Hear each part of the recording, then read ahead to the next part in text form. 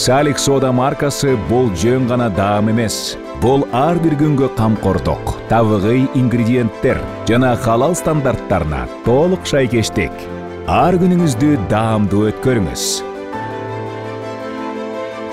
Орозоңуздар кабыл болсун.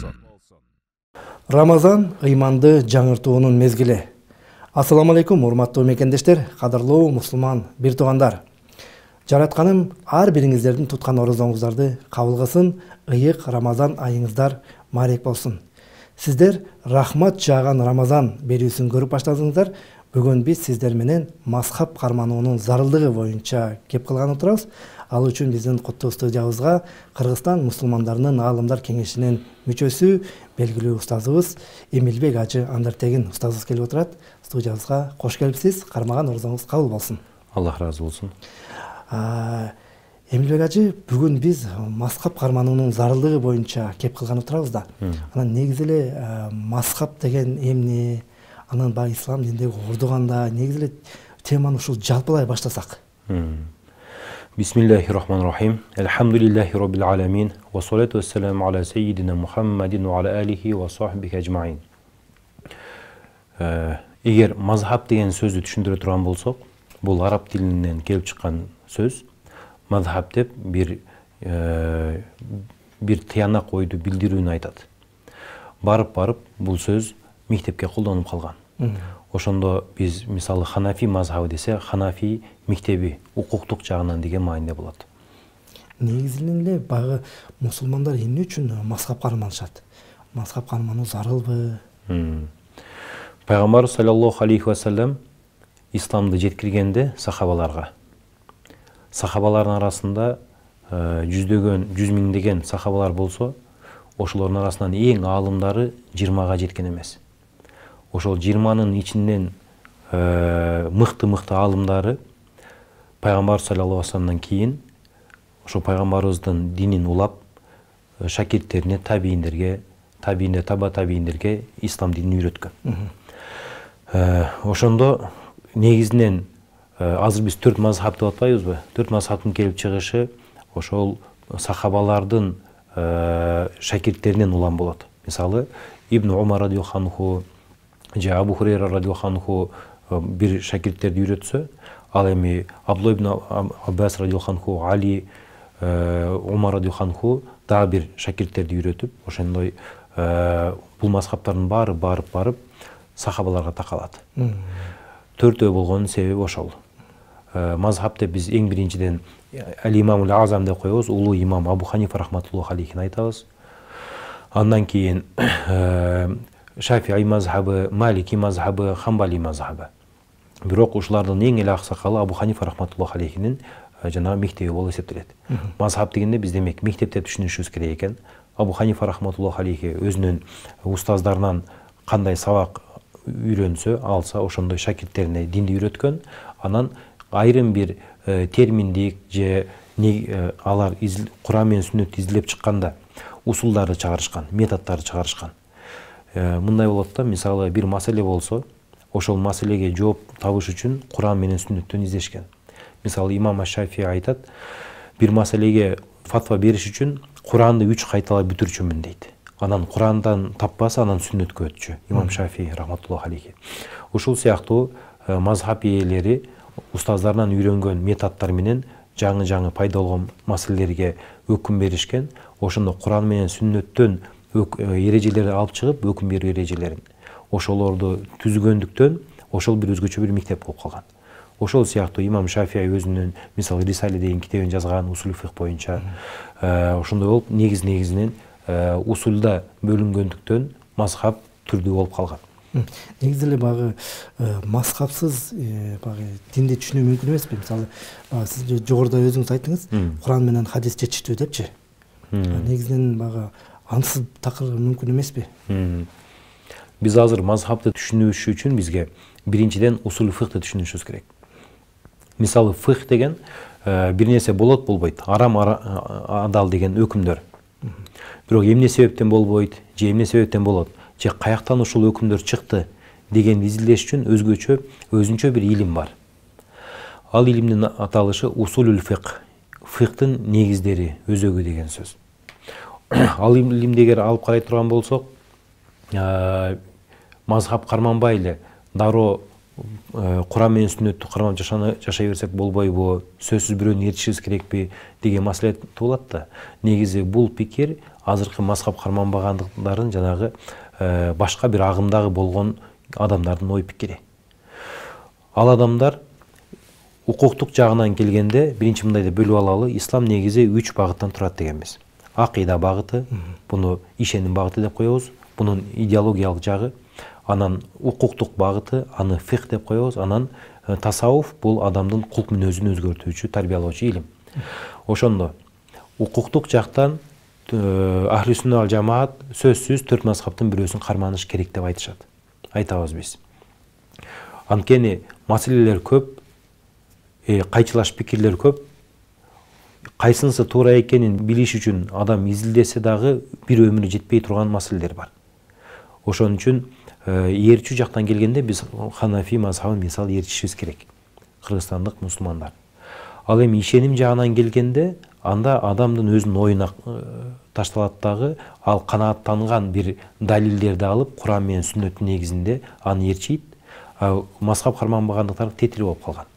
Алар ишенимде өздөрүнүн шейхтерин ээрчийт. Мисалы сиз хадис же аят айтып атсаңыз, жок, паланча ибн паланча мындай деп айткан, ибн паланча фулани мындай деп айткан деп өздөрүнүн шейхтерин алып келет. Негизи акыйдада шейхти карман берчиген болбойт. Өз акылы менен канааттандырарлык жоопту алыш керек. Ал эми фикхта тетирисинен ээрчишпейт. Ээрчишпейт дегенде намаз окуп атса, мисалы, мындай намаз окусам, туура болуу болбоду десе, Ханафи мазхабында туура болбой калды бир тууганым, башкадан намаз оку десек, ал айтат, Абу Ханифаны ээрчибейм, мен пайгамбарыбызды ээрчиймин. Пайгамбарыбыздын хадиси кандай болсо, ошону карманам дейт дагы, бирок тетирисинен ээрчибейт. Ошондо биз мусулмандар фикх, укуктук жагына келгенде сөзсүз бир мазхабты карманышыбыз керек. Ал эми ишеним жагына келгенде биз Куран менен сүннөттөн акылыбыз аркылуу туура түшүнүп, анан аалымдарыбыз албетте имам Матурди түшүндүргөндөй, андан Абу Ханифа рахматуллахи алейхи мурун түшүндүргөндөй, ошону түшүнүү жолун үйрөнүшүбүз керек болот. Эмнеге мындай 4 мазхабка бөлүнүп калды? Бул бөлүнүп калганынын себеби эң биринчиден Аллах Тааланын тагдыры экен, каалоосу экен. Бул мусулмандардын бөлүнүшүнүн билдирбейт, бөлүндү деп айта албайбыз. Биз мусулмандардын 4 мектеби бар деп айтсак болот. Анткени ошол Курандын өзүндө эле, же хадистин өзүндө бир канча маанини камтыган бир сөз болушу мүмкүн, мисалы. Ошол сөздүн бир маанисин бир аалым алса, экинчи маанисин башка аалым алат. Экөө тең, мисалы, өздөрүнө жараша же өздөрүнүн далилдерине жараша ошол кайсы бир маанисин карманышат. Демек, Курандын өзүндө ушундай эки түрлүү же эки маанини камтыган, эки же андан көп маанини камтыган сөздөрдүн бар болушу ушул мазхабтын пайда болушун жараткан. Бул эми Аллах Тааланын каалоосу. Аалымдар айтып коет, ихтилафул улама рахма. Аалымдардын талаш тартышы Аллах Тааланын ырайымы дейт. Аалымдардын дегенде жөнөкөй эле көчөдөгү адамдар эмес. Аалымдар бир тактыктан жанагы акыйкат жаралат го. Ошо такта отуруп, кайсынысы туура экен деп отуруп, көп илимдерди ачылыш кылышкан. Ошодон улам мазхаб бөлүнгөндө бул ооба Аллах Тааланын каалоосу экен, бирок анын бул мазхабка бөлүнүү же мазхабтарды кармануу мусулмандардын ыдырап кетти деген сөздү билдирбейт, буюрса. Негизинен биз коомчулук кайсы мазхабты кармаабыз зарыл же милдеттүү деп айтсак болобу? Бул да Аллах Тааланын каалоосу экен. Азыр ар бир региондо ошол көпчүлүк мусулмандар, мисалы, кайсы мазхабта болсо, ошону карманганы жакшыраак. Эми Орто Азияда илгертен бери Ханафи мазхабы орун алган. Ханафи мазхабынан башка мазхабтар бул жакта жок го эсе. Ошондуктан Кыргызстан мусулмандары Ханафи мектебине таандык болгону туура болот. Буга чейин да биздин багы уламаларыбыз, аалымдарыбыз ушул Ханафи мазхабын карманып келишкен бүгүнкү доорго чейин. Ооба. Ошондуктан биз салтуу ислам деп Ханафи мазхабын айтып жатабыз. Анткени ислам бул жакка жеткенден кийин эле, көп өтпөй эле ошол мазхабтар калыптанып, ошол мектептер менен дин үйрөтүлгөн. Демек Ханафи мазхабы Орта Азияда болсо, жана кээ бирки араб өлкөлөрүндө болсо, башка мазхабтар мисалы башка өлкөлөрдө болушу мүмкүн. Бирок негизи мусулмандардын көпчүлүгү азыр ошол жарымдан көбү Ханафи мазхабында. Алла Таала мынчалык көп адамды мисалы адашууга салбайт деп ишенебиз. Башка мазхабтар деле ооба өздөрүнүн далилдери бар, бирок негизи Орта Азиянын мусулмандары илгертен Ханафи мазхабын карманып келгендиктен азыр дагы муштахид болуп кетпесе Ханафи мазхабын карманыш важип болот. Ханафи мазхабынын биздин мазхабтын өзгөчөлүгү эмнеде? Негизи усул фикты жана айтып баштадым. Ар бир шарияттагы өкүм бир далилден алынат. Ошол далилдерди биз санап келсек, бардык үммөт биригип далил катары кабыл алган далилдер бар. Алар төртөө: Куран, Сүннөт, ижма, кыяс деп коебуз. Ижма деген көпчүлүк мусулмандардын, көпчүлүк алымдардын бир бүтүм ою, кыяс дегенде жекече муштахид алымдардын бир ою. Эми булардан башка дагы истихсан, анан ал-урф вал ада деген эрежелер бар. Ханафи мазхабынын өзгөчөлүгү истихсан эрежесин көбүрөөк карманат. Истихсан деген бул бир аз мындай азыр татаалыраак болушу мүмкүн. Кээде жалпы эрежелер турса дагы, бирок жагдайга жараша жеңилдетиш үчүн же ал эрежени кылбасак башка андан дагы зарыл нерселер токтоп кала турган коркунучта болсо, ошол өкүмдү берет, ошону истихсан деп коет. Мисалы, бир эле мисал айтып кетейин. Бирөө жер сатты дейли бирөөгө. 1 гектар жер сатты, өзүнүн жеринин ортосундагы жерди сатты. Айланасында бүт өзүнүн жери. 10 гектар өзүнүн жери болсо, 1 гектарды өзүнүн ошол ортосунан сатты. Ханафи мазхабы боюнча ошол жерге жете турган жол ачып беришке милдеттүү да. Анткени жер саткандан кийин аны колдонуш мүмкүн эмес болуп калат эгер ага жол жок болсо. Ошондуктан истихсан кылып туруп, ошол жолду дагы келишимдин ичине кошуп коюшат. Ушундай сыяктуу маселелер бар Ханафи мазхабында. Ошондуктан анан дагы өзгөчөлүгү үрп адатка басым жасайт. Үрп адат дегенде негизи Ханафи мазхабы Мухаммад ибн Хасан Шайбанидин 6, кээ-биркилер 5 дейт китебинен турат. Бул Зохир ривая деп коебуз. Бул китептер бизге Куран-ы Карим кандай келип жетсе мусулмандарга, ошол сыяктуу мутаватир, анан машхур жолдор менен келип жеткен. Демек, биздин имамдардын айткан фатвасы анык, биз ошолордун фатвасы экенин биз билебиз. Ошол Зохир ривая биз үчүн бир мындай кызыл рамка сыяктуу болуп калган да. Андан Ханафи мазхабындагы мусулмандар чыга албайт. Анткени ким эле Абу Ханифадан жакшыраак билип калыптыр. Фихты же хадисти мисалычы. Бүгүнкү күнү бирөөнү ээрчисе, ал деле бир шейхти ээрчисе, ал деле адам да. Ал ката кетириши мүмкүнбү? Ката кетириши мүмкүн. Бирок андан караганда пайгамбар саллаллаху алейхи вассаламдын заманына жакыныраак болгон Абу Ханифа рахматуллахи алейхи жанын шакирттери ката кетириши ооба мүмкүн, бирок азыраак болушу мүмкүн да. Илими көбүрөөк болушу мүмкүн. Ошондуктан ошол Зохир ривая рамканын ичин карманабыз дагы, андан чыкпайбыз. Бир гана алымдар 6-7 мындай кезде айтат, ошол кезде чыксак урсат дешет. Ошонун бириси үрп адат. Кээ-бир үрп адаттар эгер заманга жараша, үрп адатка жараша фатва берилсе, ошол замандын өзгөрүүсү менен жана үрп адаттын өзгөрүүсү менен шариатка каршы келбесе, үрп адатты негиз катары кармап алып туруп анан фатва берсе Ханафи мазхабында уруксат. Өзгөчөлүгү ошодо. Мазхабсыз жамааттардын көз карашы кандай негизинен? Анан алар кандай бир аргументтерди, бир жоопторду келтиришет? Мазхабсыз жамааттар деп булар ошол биздин улуу имамдардын пикирин карманбастан, өздөрүнүн устаздардын пикирин карманган жамаат айтабыз дагы. Негизи имам Аль-Каусари сонун айткан: мазхабсыздык динсиздикке көпүрөө деп. Анткени дин бул эреже болуш керек.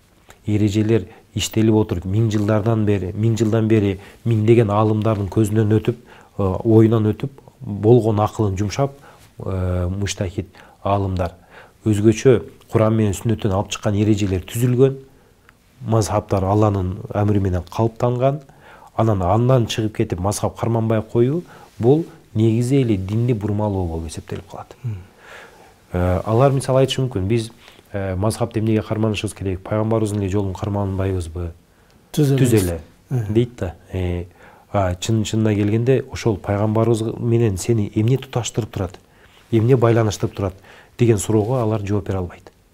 Ал эми ар бир мазхабтын ээси же ар бир мазхабты карманган адамды пайгамбарыбыз саллаллаху алейхи вассаламга өзүнүн жанагы санжырасы, чынжырчасы туташтырып турат. Сахабадан кийин табийинден кийин мисалы эгер Абу Ханифа рахматуллаху алейхини айта турган болсок, Абдулла ибн Мас'уд, андан кийин Алкама Нахаи, анан Ибрахим Нахаи, анан Хамад ибн Аби Сулейман, андан кийин Абу Ханифа рахматуллаху алейхи болгон. Ушул цепочка болуш керек пайгамбарыбызга жеткен. Эгер пайгамбарыбыздын өзүн эле, пайгамбарыбызды эле түз эле карманабыз, мазхабтын эмнеге кереги бар десе, анда ушундай жол таба алсын. Таба албайт. Же араб тилинде бир имам дээрчиген болот, же фихта башка бир кишинин көз карашын ээрчиген болот мисалы. Бирок дин катары устаздан шакиртке жетип келген жол жок болгондуктан булардын мазхаб карманбаган адамдардын айтканы бул динди бузуу болуп эсептелет. Негизи азыркы заманда мазхаб кармануу зарылбы? Негизи эле баягы коомчулукка. Азыр өтө зарыл. Мурун мазхаб деген сөздү дагы көп айтпайт элек. Мисалы биздин аталарыбыз, энелерибиз кой жаман болот кылбай эле деп койчу. Мисалычы, далилин деле сурачу эмеспиз. Азыр аулама деп коет, глобализация башталгандан кийин интернеттен эле ар нерсени таап алып атышат, жазсаң жалаң эле жана мазхаб карманбагандардын далилдери чыгат. Ошондуктан азыркы күнү ушу мазхабка бекем болуу өтө зарыл. Адам мазхабка бекем болбосо, ал караңгы бир бөлмөдө жүргөндөй болот да, жолду таппай. Улам тиги жакта бир нерсе күйүп кайра өчүп калса, ал жакка барып кайра таппай калат. Бул жактан бир нерсе күйүп кайра өчүп калса, ал жакка барып таппай калат, ошол сыяктуу. А мазхаб колундагы жана шам сыяктуу жолун көрсөтө турган бир жол болуп эсептелет. Мазхаб карманбаса, андай адамдардын дайыма жүрөгүндө мындай тынчсыздануу пайда болот. Анткени ал анык билбейт. Бул туура болду болбодубу? Ибадатым туура болду болбодубу? Соодам туура болду болбодубу? Никем барбы жокпу? Талак түштүбү түшпөдүбү? Деген маселелерди ойлонуп жүрө берет жүрөгүндө. Жана тынчсызданып. Эң жакшысы ошол улуу имамдарга ишенип, мисалы Абу Ханифа рахматуллаху алейхи менден караганда динди жакшыраак билсе керек эле. Же паланча интернеттен чыгып аткандан караганда динди жакшыраак билсе керек эле. Абу Ханифа рахматуллаху алейхи эгер бул нерсени болбойт деп атса, анда ошого ишенейин деп жоопкерчиликти мазхабтарга таштап койсо, өзүнө дагы жеңил болот адамдын. Негизинен мазхаб кармабагандык диний жаңжалдарга алып келиши мүмкүн эмеспи? Же алып келип коюшу мүмкүнбү? Мазхабсыздык, башкача айтканда, биз азыр карапайым эл жөнүндө айткан жокпуз. Биз өзүн мындай молдомун деп молдо сөрөйлөр чыгып алып, же алыммын деп туруп, анан мазхабты мындай айырмалабай эле ар нерсени айта бергендерди айтабыз. Буну бир билип коелу, анткени карапайым элде күнөө жок. Алар ким не деп сүйлөсө ошону ээрчип кете берет байкуштар. Баштары айланып калышат. Бирок мазхаб карманбай туруп, мен илимдүүмүн деген адам кандай болот? Ал киши албетте коомдо өтө чоң мындай коогалаң же фитнага себепкер болуп калышы мүмкүн. Мазхаб деген мындай да, 1000 жылдан бери миңдеген адамдар сонун кылып түзүп койгон эрежени бирөө чыгып алып башка нерсе айтып койсо, кайра коомду коогалаң башталат да, мисалычы. Ошон үчүн биз жашап өткөн, биз эле бул дүйнөгө азыр келип эле биз эле жашап аткан жокпуз. Биз жашап жаткан нерсени илгерки алымдарыбыз мурун эле жашап өтүп коюшкан. Булардын баарына жооп берип коюшкан. Болгон биз ошол мурунку жоопторду, мурунку имамдарыбыздын жолун таап, ошол жол менен түшүп кетип калсак. Анан мазхаб карманбай, бирөөсү дарат бузат десе, бирөө паланча кылса дарат бузбайт десе, орозо башталды десе, бирөөсү орозо башталып элек айды көзүм менен көргөн жокмун деп чыкса, же бирөөсү паланча калбаса адал деп атса, экинчиси арам экен деп атса, булардын баары коомдо жөн эле тынчсызданууну пайда кылат да. Ошондуктан эң жакшысы мазхаб карманып, мазхаб ээлерине угуп, мисалы Алла Таала Кур'ан-ы Каримде эгер билбесеңер, билгендерден сурагыла деген да. Эгер билбесеңер Курандан издегиле деген эмес. Билбесеңер өзүңөр хадистен жообун таап алгыла же интернеттен Гуглдан сурагыла деген сөз эмес. Билбесеңер билгендерден сурагыла деген. Ал эми билгендер кимдер? Билгендер аалымдар. аалымдык даражага мазхаб карманбайын жете албайт адам. Анткени анда жанагы коюлуп калган манхажы деп коебуз, манхажы жолу жок болот. Демек, аалымдардын пикири Куранга, сүннөткө, ижмага, кыяска жана башка кошумча далилдерге таянылган жооп болот дагы, ошолордон сурашыбыз керек. Өзүбүз аракет кылып жооп издегендин кажети жок. Абдан сонун түшүндүрмө бердиңиз.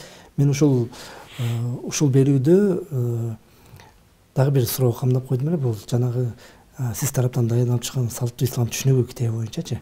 Ошондон да бир учкай кеп кылсаңыз, ушул китептин баягы жаралуу тарыхы кандай болуп калды, зарылдыгы кандай болуп калды, ушул боюнча бир кеп кылсаңыз. Эми Аалымдар кеңешинин негизги баягы функциясы, максаты туура жолго салуу көзөмөлдөө Кыргызстан мусулмандарыны. Ошон үчүн жумушчу топ түзүлүп, кыскача бир 10 барактан турган брошюрка жазып берсеңер деген бир өтүнүч болгон. Дамлалар менен чогулуп, анан бир аз ошонун үстүндө иштедик. Ал жерде эң негизги нерселер айтылды. Диндин өзөгү болгон нерселер айтылды, анан өтө актуалдуу болгон 15 маселеге токтолдук азыр. Эгер ушул маселелерде жанагындай талаш тартыш жараткан маселелерде кайра мазхабыбызга кайтып, биз үчүн салттуу болуп калган акыйдада, Матуридия акыйдасына, фикхта Ханафи мазхабына кайтып, ушул менен жашасак, баарыбыз бириге алабыз. Эгер кайра бир акыйдада бирикпесек, биригиш мүмкүн эмес. Ошол максатта жазылган.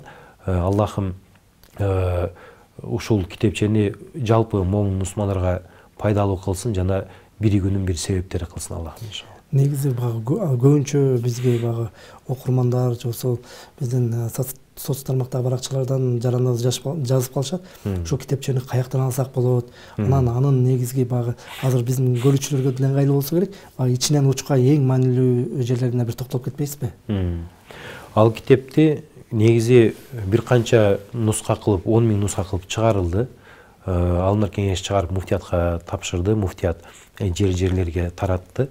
Анан дагы бир токтомдо ушул китепчени ар бир мусулман өзү каалаганча чыгарып, каалаганча тарата берсе болот деген жанагы убакыт катары элге тапшырылды иншалла. Болгону бир шарт менен, эч бир жерин өзгөртпөш керек. Кандай чыкса ошол бойдон алып туруп, медреселер мисалы өздөрүнө чыгарып алып бастырып окуй берсе болот. Арасында эң негизгиси акыйдага токтолдук. Акыйда дегенде биз Аллах Тааланы арулайбыз. Аллах Таала Кур'ан Каримде айтат: "Аузу билля, лайса камислихи шейун ва хуас самиул басир." Ага окшогон эч нерсе жок. Ал угуучу жана көрүүчү дегенде, ага окшогон эч нерсе жок дегенде, Аллах Таала башталган эмес. Жоктон бар болгон эмес. Эзелки дейбиз.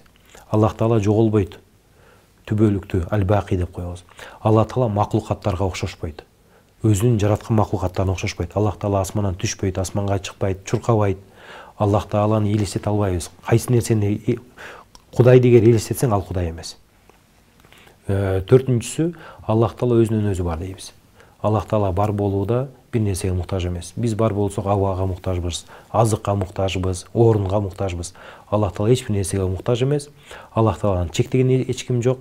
Аллах Таалага кейип салган эч ким жок, кейип берген эч ким жок. Бешинчиси, Аллах Таала жалгыз. Затында жалгыз, сыпатында жалгыз, жаратуусунда жалгыз. Ушул нерселерди айтып, анан 8 сыпатты биз Аллах Таалага таңуулайбыз. Аллах Таала илимдүү, Аллах Таала тирүү, Аллах Таала кудуреттүү, алсыз эмес, Аллах Таала угуп турат, дүлөй эмес, көрүп турат, сокур эмес. Аллах Таала сүйлөөчү, дудук эмес. Аллах Таала каалаган нерсени кылат, эч ким аны мажбурлай албайт эч нерсеге. Жана Аллах Таала таквин, Аллах Таала бардык нерсени жаратат деген ушул нерсени бергенге аракет кылдык. Эгер ушул Аллах Таала жөнүндө түшүнүк мусулманда болсо, болуш керек, ар бир мусулманда Кудай ушундай түшүнүлүш керек. Мындан тетири нерсеси, башка нерсеси ал Кудай эмес. Убактыңызды бөлүп биздин рахмат жаган Рамазан берүүсүнө келип бергендигиңиз үчүн терең ыраазычылык билдиребиз. Аллах разы болсун. Жараткан Алла Таала сиздин дагы ушул туткан орозоңузду кабыл болсун. Эми соңку бизде убакыт бар экен, багы ооз ачарга дагы саналуу убакыттар калды. Элибизге бир каалоо тилеңиз. Аллахым туткан орозоңуздардын баарын кабыл кылсын. окуган тарабий намаздарыңыздар кабыл кылсын. Аллахым эч бир убакытты, эч бир мүнөттү бекерсиз өткөрбөсүн. Ошол биздин дем алган демибизди Аллах Таала сооп ишке жазсын буйруса. Ушул Рамазан ушундай кылып өткөрөлү, мүмкүн болушунча пайдалуу жана Аллах Таалага жакындоого аракет кылалы. Аллахым ушул орозодо биздин баарыбызды өзгөртүп, өзүгө дагы жакындатсын. Акыйкатты акыйкат көрсөтүп, ага бекем кылсын, жалганды жалган көрсөтүп, андан алыс кылсын. Урматтуу телекөрүүчүлөр, сиздер рахмат жаган Рамазан берүүсүн көрдүңүздөр. Сиздердин дагы ар бириңиздердин жараткан Алла Таала кармаган орозоңуздарды өз даргөйүндө кабыл кылсын, орозоңуздар кабыл болсун. Кийинки эфирлерден көрүшкөнчө аман эсен туруңуздар. Allahu akbar, Allahu akbar. Allahu akbar,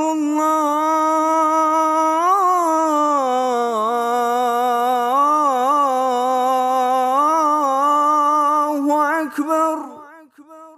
Eşhedü en la ilahe illallah. Eşhedü en la ilahe illallah.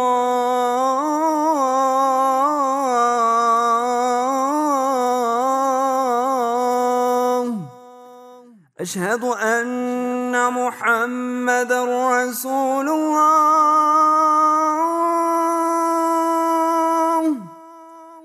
أشهد أن محمد رسول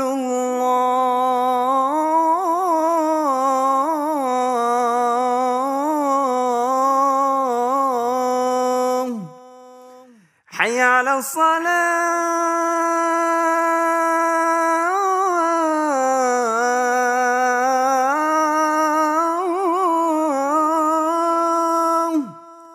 حي على الصلاة.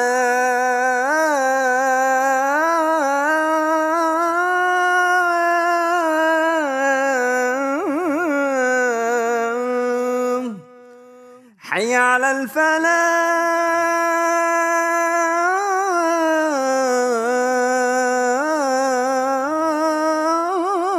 الفلاح. حي على الفلاح.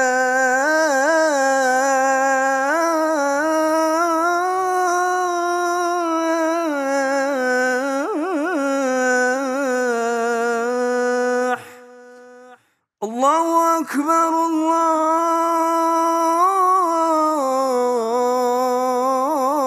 الله أكبر.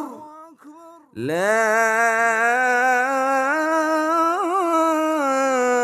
إله إلا الله.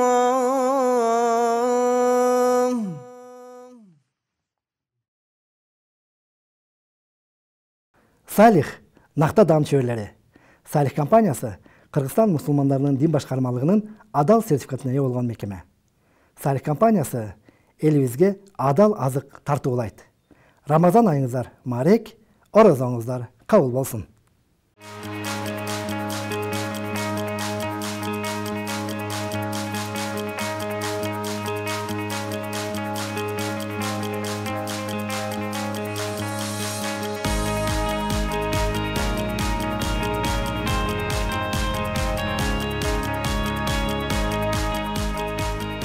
Салих Сода маркасы Кыргызстандагы эт өнөр жайынын лидери. Бардык продукциялар халал принцибинде даярдалып, эл аралык стандарттарга ылайык EAC ISO 22000 талаптарына жооп берет. Салих Сода маркасы сапаттуу продукцияларды өндүрөт.